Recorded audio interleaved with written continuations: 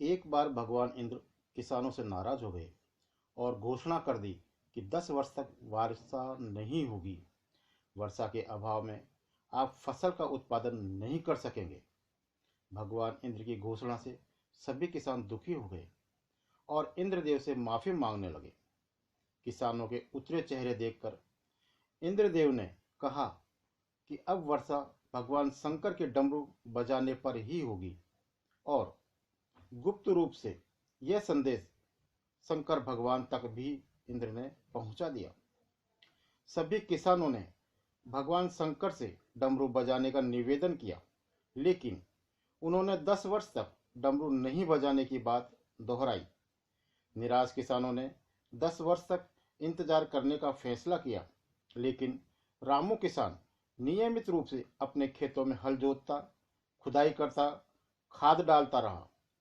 अन्य किसान रामू का मजाक उड़ाते रहे। 3 वर्ष तक वर्षा नहीं होने पर किसानों ने रामू से पूछा कि जब वर्षा 10 वर्ष तक नहीं होगी तो क्यों अपना समय व मेहनत बेकार कर रहे हो। रामू ने कहा कि मुझे मालूम है 10 वर्ष तक वर्षा नहीं होगी, लेकिन मैं खेतों में काम इसलिए कर रहा हूं कि 10 वर्ष के बाद खेतों में हल चलाना, बीज डालना, पानी देना कहीं नहीं भूल जाऊं। मैं अपने काम को अभ्यास के रूप में कर रहा हूं। यह वाकया माता पार्वती ने भगवान शंकर को सुनाया।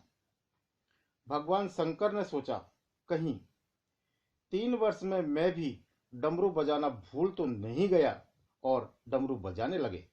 डमरू की आवाज सुनकर वर्षा हो गई। रामू किसान की 3 वर्ष की नियमित मेहनत व लगन के कारण उसको भरपूर फसल मिली। अन्य किसानों को बस निराशा मिली। इस कहानी का संदेश, आप जिस फील्ड में कार्य करते हो उसका नियमित अभ्यास करते रहें। नियमित अभ्यास आपको अपने पेशे में संपूर्ण बनाती है, कार्य की गुणवत्ता बढ़ाती है, कौशल तेज करती है और ज्ञान को उन्नत भी करती है। छात्र परीक्षा कब होगी इस चिंता को छोड़कर मन से पढ़ाई करें, विजय अवश्य होगी। आप सबसे निवेदन है कि अपनी प्रैक्टिस जारी रखें ताकि आने वाली चुनौतियों का सामना कर सकें।